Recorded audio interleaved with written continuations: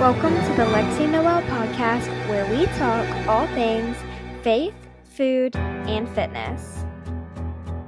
Hey guys, welcome to my podcast. So this is my very first episode.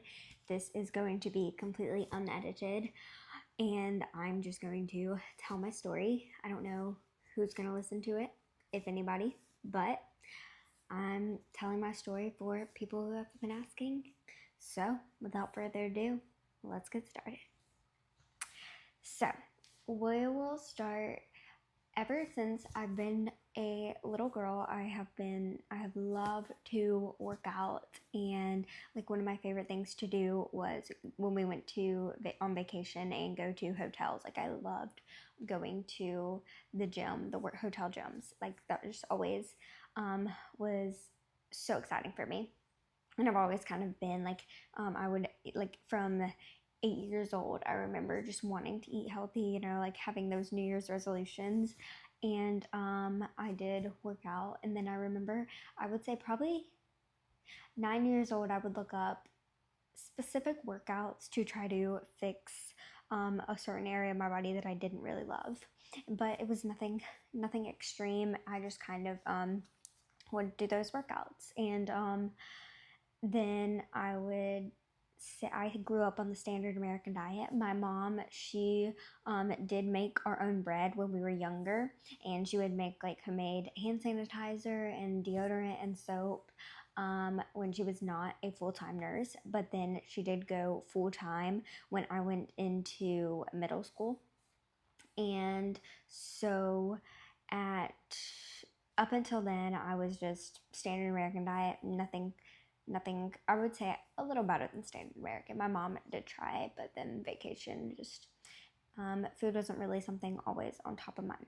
And then when I was 13 years old, I don't know exactly what sprung what I'm about to tell y'all up. I try to pinpoint it all the time, but I cannot figure it out. But I do know I was in 7th grade, and I went from being like point guard on my basketball team. I'm very short, y'all can tell I'm short, but I went from being point guard on my basketball team playing like 4 quarters, and then by the end of the season I was playing like 1 quarter, and I was wing. Like I wasn't they're important, but I just wasn't, I don't know. And I think that kind of made me lose a lot of confidence. And then I do remember my aunt and uncle got my parents a scale, or my mom a scale, because they were going to do this like weight loss challenge. And then I weighed myself, and I looked at the number, and I was 100 pounds, and I was like, whoa, 3 digits. Like, that's crazy. But then I didn't really think too hard about it. Like, I don't know if that sweat really caused anything. But then I would say a little after, it's hard to remember like everything so specifically, but a little after, I just started eating less and less. We didn't eat together as a family really anymore because my mom was getting off work late, and so I would just for a while I was having just like a sandwich and for dinner, and then slowly I kind of stopped having a meal, and then I would have like apples and peanut butter would be my dinner. And then my brothers and dad went on vacation for their spring break because my brother had moved schools, and so we didn't have the same spring break. So my mom was like, okay, y'all can go somewhere. And then me and my mom went to New York a little bit after, and my mom caught on that I was not eating as much, and I think I had lost a little weight. And so she said something, and she was like, oh, I think it was a good thing that the boys went away, so we could talk about this. And then we were like, okay, yeah, we got it under control. Like, I'm just gonna start eating more. And that was that. And that was not that. I started eating less and less, and I went from like not having breakfast and then having the apples and peanut butter for lunch. And then when my mom got home, I would eat like a meal of a vegan burger, which I'm highly against now, and like vegetables, and that was it. And then, but when my brothers and dad came back, I think she did tell my dad, and then he would pick me up from school and bring me like a smoothie. And I would, it was hard. Like the fact that they were catching on, I felt like I was being watched 24/7, which I was, and for a good reason, because I had lost a lot of weight. And then me and my mom went to New York, and that trip was a little stressful between her and it was me, my mom, and my aunt and grandmother and aunts and cousin. And then I was I was having like apples and peanut butter for breakfast. I don't know why that meal just gives me like, that's so good. It's not a meal, but it's just like such a good snack. I don't know why, but that is something that really stuck with me, and I always think about it.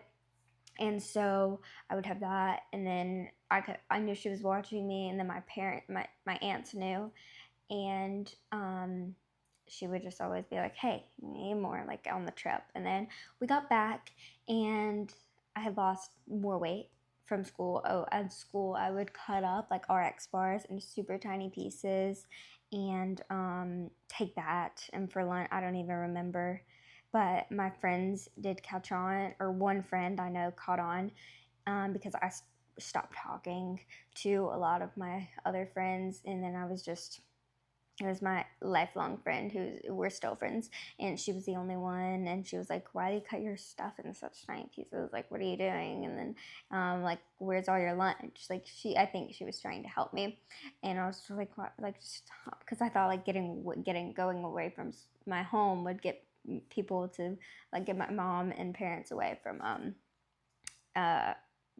watching me. But and then school let out. I had lost even more weight, and during that time, me and my mom and grandmother went on a trip to Texas, and that was probably one of the worst vacations, because of me. I ruined that vacation. It was all my fault, and looking back, it's really hard to why am I've never like, okay, I don't know, but I because of me and I would say it's selfish.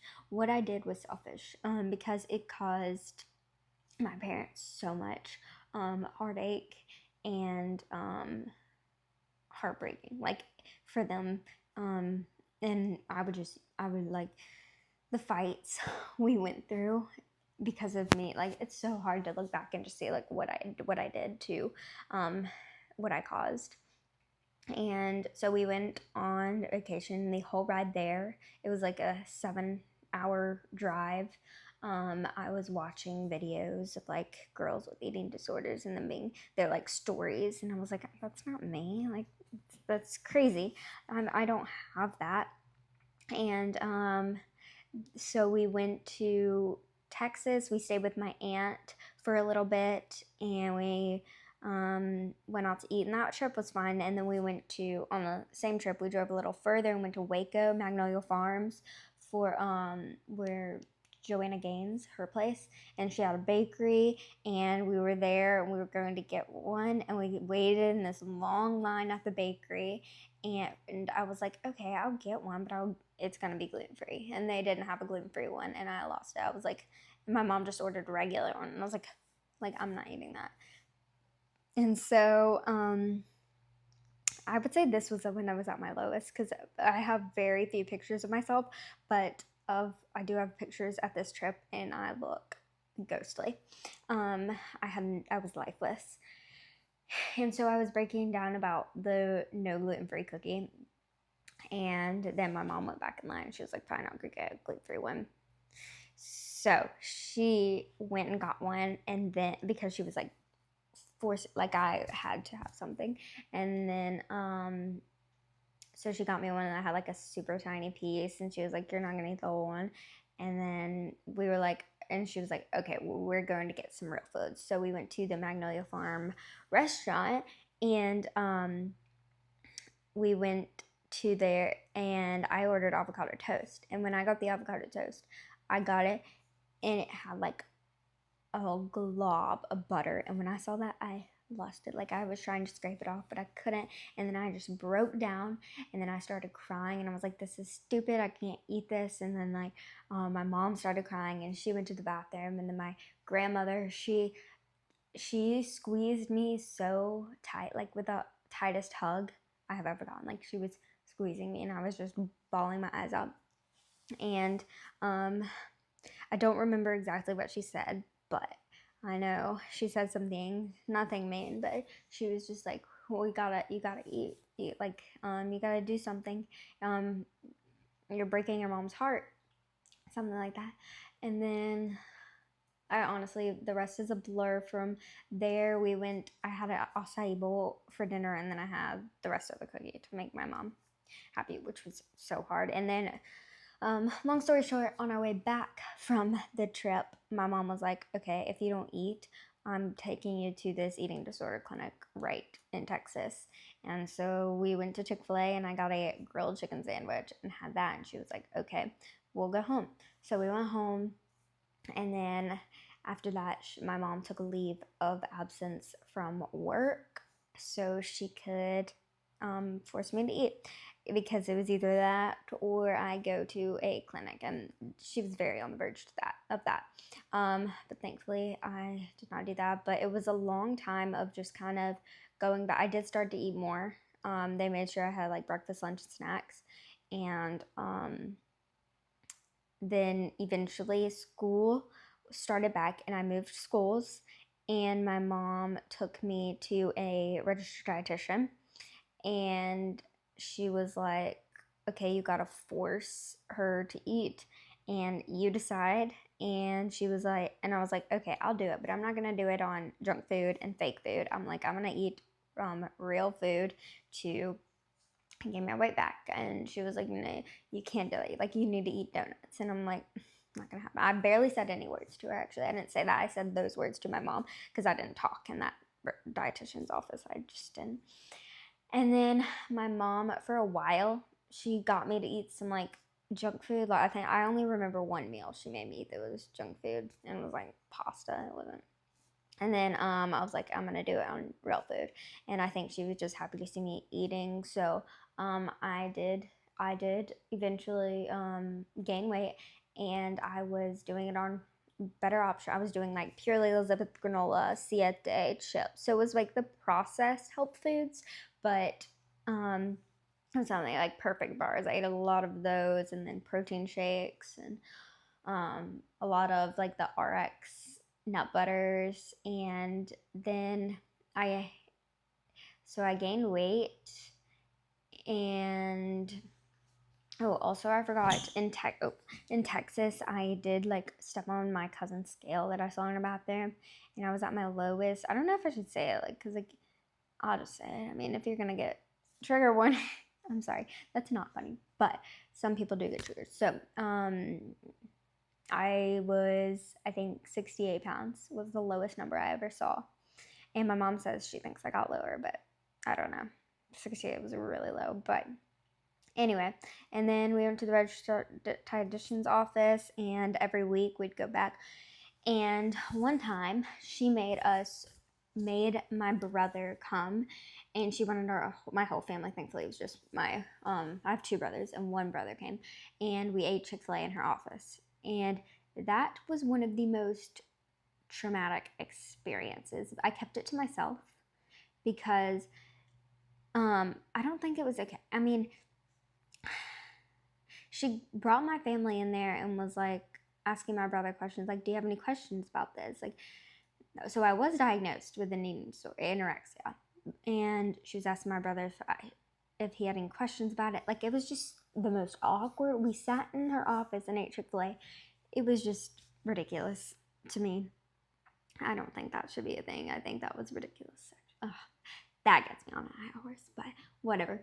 And so then I started gaining weight, and then I gained weight, and then she was like, okay, you don't need to see us anymore. So we stopped going there, and I continued to try and gain weight. just with on my own, and my mom would weigh me, and she wouldn't tell me.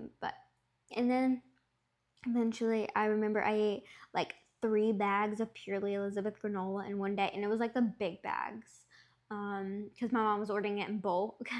And then I would eat like the huge bag of dried mango in one day.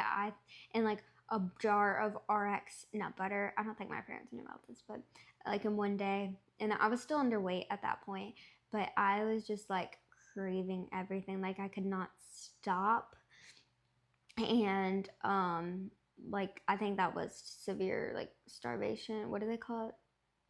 I don't know what it's called, but yeah. And then I continued to eat healthy, gaining weight, and then I did start to, after I had gained weight, I started to binge, and I just couldn't stop eating. And this was after I was weight restored, and I think I overshot my weight, and I was binging every day. Like I could not stop myself. Like it would be like 8 in the morning, and I would have a batch of those. I was not really reading ingredients in them, but like Kodiak brownies. Like I remember those were something I would make and eat, and I would eat like the whole thing.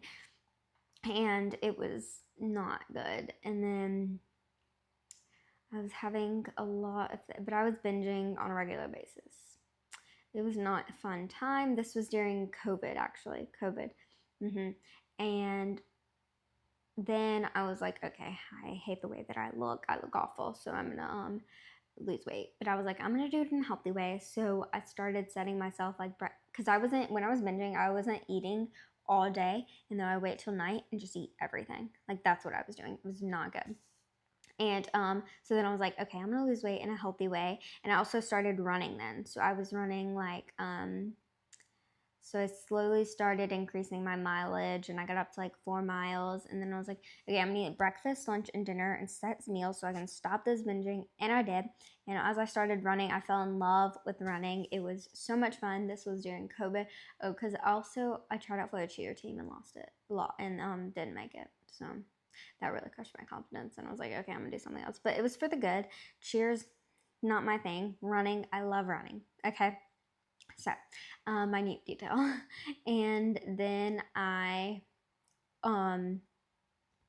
so I started running when COVID and everything shut down, the gym closed, and that was sad because for a while I was running on the treadmill, and then I was like, okay, I'm gonna run outside. And I did that, and I'm tired. Sorry, I'm not. I hope y'all are listening to this in like 2 times speed because I feel like I'm rambling. Oh, sorry. This is boring. I don't know. Okay. Anyway, I'm trying to hurry. Anyway, after I did that, what was I saying? Shoot, I'm gonna have to edit that. No, stop. Where was I? Okay, so I started running. I was losing weight in a healthy way, and I got back to a normal weight. Like I looked normal. I wasn't overshot my weight. There's not a lot of pictures of that time either because I just hated the way I looked.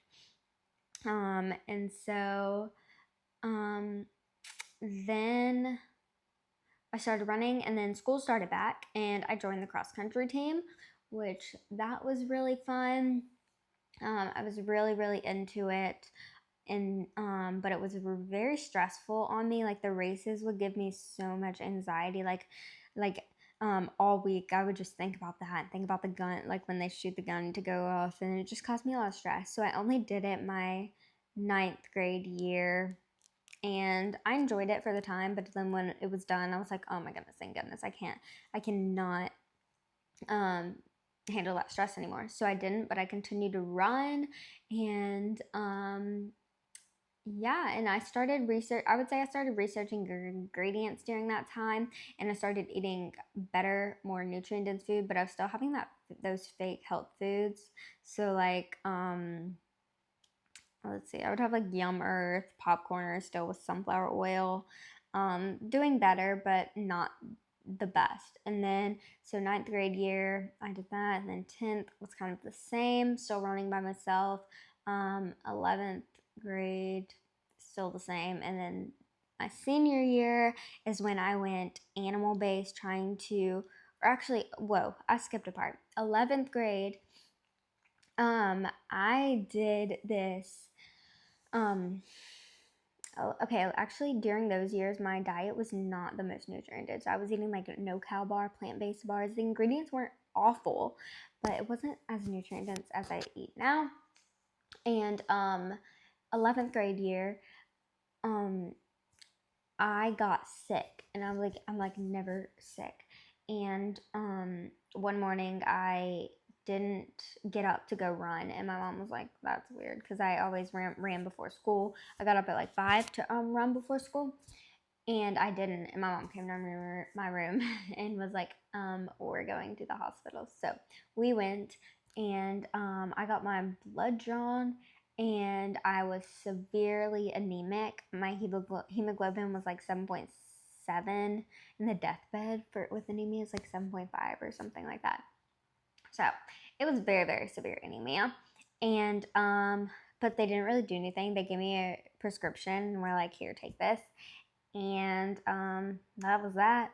And then I came home, and then we went to some more people, and they were like, "Yeah, just take this iron supplement." And yeah, and then I started researching ingredients, and I started researching what I needed, and I didn't really eat any red meat. I was eating like chicken and turkey and that type of meat. So I didn't really have any red meat because I thought I didn't like it, but that was a lie. And also, when I went from running like 6 miles at a 7-minute pace to barely being able to run 2 miles at a 10-minute pace, like it was crazy. I was so out of breath, and I was trying to push through. It was a very, very strange time, but and it was like so weird to me. I was like, why is this happening? And then we figured it out. I was anemic, and so I started researching and eating more, and I didn't go full animal based, but I did start including more red meat. And then that was like April of my junior year. And then flash forward to senior year, I so I haven't really so I did get tested again, and we went to a naturopath and a holistic doctor. And so this my senior year, and I had my cortisol was like sky high, so I was trying to do things to fix that. I started eating within an hour of waking up. Since then I have decreased my running from 6 miles, and now I only run 3 miles 6 days a week, and I lift a lot more weights than then, because I didn't really lift weights when I was running. I did, but it wasn't heavy. And so now I lift a lot of weights, and that's my main priority, is getting stronger rather than running miles. Even though I still definitely love my running, but lifting weights has been a super, super fun thing to add, and I am just really, really love getting stronger. Squats, deadlifts, hex bar squats, power cleans. Those are some of my favorites. I don't know why I'm saying that, but I just am. And then, so when I got tested for cortisol, and then I went to Expo West. I don't know if y'all are following me from Expo West, but I got back from Expo West. I had some of those health processed foods. I had quite a bit of that because that's what you do there. And then I came home, and I was like, okay, I need to do something about this cortisol. So I went full animal based, and I loaded up on the healthy fats. I loaded up on the red meat, the eggs. Now I eat like 8 eggs a day. I eat red meat almost every single day, lamb, and it has truly been amazing. I love the energy I have. I don't need an energy drink ever, and that was one of the last things I actually gave up on my health journey, like reading ingredients. It wasn't seed oils, it wasn't sugar, it was energy drinks, artificial sweeteners. That was the very last thing, and I was like, okay, I'm getting rid of everything. I did quit the caffeine for a while to lower my cortisol, and eating animal based. So basically, I eat meat and all animal products and fruit. And I don't know how long I'm gonna do this, but as of now, and since I've been doing it, I truly feel amazing, and it really brings me a lot of joy. I love trying new animal products and animal foods. I love it and I wouldn't change it. And researching ingredients has just truly changed my life, and I don't think that I would ever change my diet for anything. Yeah, that's basically my story. Yeah, I don't really know what else to add. I mean, my story is going to continue to grow, and maybe I'll update y'all in a little while with how my diet and fitness goals and all of that. But that was my unedited story. I hope it wasn't boring. Let me know if you have any questions. I don't know if anybody's going to listen to this, but yeah, this was fun for me, and I guess that's all I have to say. But thank you so much for watching, and let me know if you have any questions or any podcast video ideas, and I'd be happy to answer them. And whatever you do, do it all for the glory of God. Bye.